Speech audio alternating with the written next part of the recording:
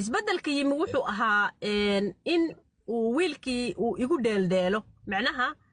sidii maaragtay wiiradii oo kaleeto xagga markuu imaado markuu aniga ila joogo waa weji xagga markuu tagana waa weji kale xagga markuu tago snapchatka markuu tago waa weji kale oo laakiin wuxuu itusayaa like aniga isaga inaysan waxba naga dhaxaynin macnaha wisbi way waa wisbi ha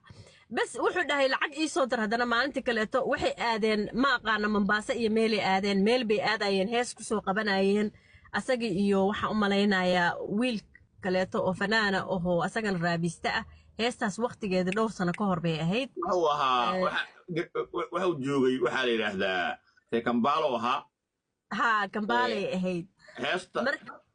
waxa uu ahaa wiilkan oo gudhabaha ah way magaciisa waxa la dhahaa